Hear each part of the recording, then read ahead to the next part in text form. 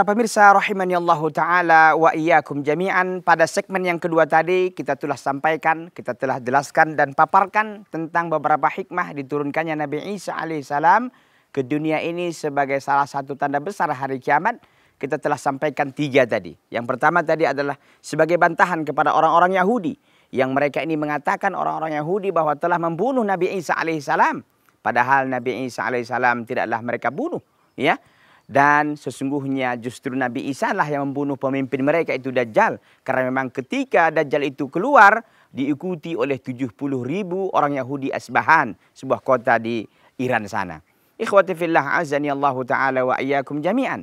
Yang kedua adalah hikmah yang kita sampaikan tadi bahwa Nabi Isa alaihissalam diturunkan untuk dimakamkan ke bumi. Karena memang tidak ada satu makhluk yang terbuat dari tanah kecuali akan kembali pula ke tanah untuk dimakamkan. Ya, yang ketiga adalah kita sampaikan tadi bahwa Nabi Isa alaihissalam mendapati dalam Injil bahwa akhir umat ini yaitu umat Nabi Muhammad sallallahu alaihi wasallam memiliki keutamaan.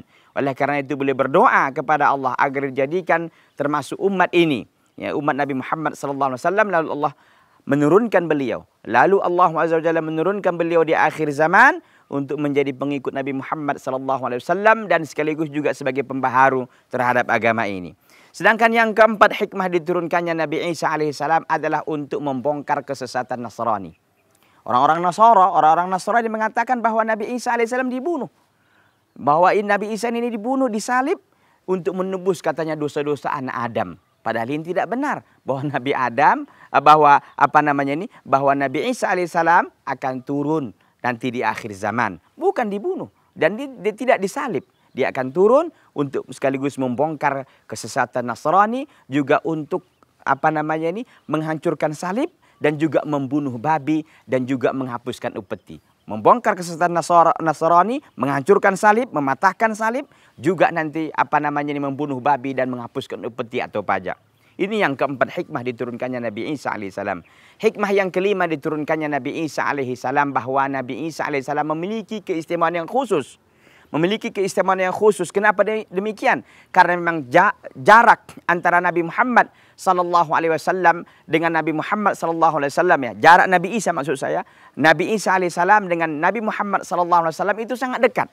Kenapa dekat? Karena memang tidak ada pemisah, ya, antara Nabi Muhammad sallallahu alaihi wasallam dengan Nabi Isa alaihissalam. Tidak ada nabi yang diutus oleh Allah azza wa jalla di antara keduanya.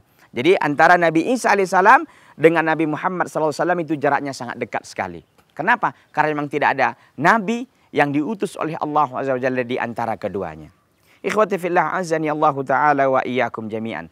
Yang keenam, ya, hikmah yang keenam yang diturunkannya Nabi Isa alaihissalam di akhir zaman adalah bahwa Nabi Isa alaihissalam diturunkan sebagai salah satu tanda hari kiamat. Hikmahnya adalah bahwa Nabi Isa alaihissalam tidak membawa syariat yang baru. Tidak membawa syariat yang baru. Bahkan beliau menjadi salah satu pengikut umat Nabi Muhammad sallallahu alaihi wasallam. Bahkan beliau menjadi hakim terhadap agama ini. Bahwa beliau alaihissalam, ya, tidak membawa syariat baru. Kenapa demikian? Karena memang agama Islam adalah agama penutup bagi seluruh agama yang ada. Bahwa agama Islam adalah agama yang telah sempurna, agama yang telah diridhai oleh Allah Azza wa Jalla. Tidak ada agama yang akan diterima oleh Allah Azza wa Jalla setelah munculnya agama Islam kecuali hanya Islam itu sendiri. Karena agama satu-satunya yang dibawa oleh Nabi Muhammad SAW, agama terakhir, agama yang inilah hanya satu-satunya yang diridhai dan diterima oleh Allah Subhanahu wa Ta'ala. Ternyata hikmahnya diturunkan Nabi Isa alaihissalam di akhir zaman tidak membawa syariat baru. Tapi beliau adalah menjadi pengikut Nabi Muhammad sallallahu alaihi wasallam. Yang ketujuh hikmahnya diturunkan Nabi Isa alaihi salam adalah hikmah yang ketujuh diturunkannya Nabi Isa alaihi salam bahwa ketika turunnya Nabi Isa alaihi salam nanti ternyata akan muncul keamanan, akan muncul ketenangan dan ketentraman dan kejayaan kepada kaum muslimin.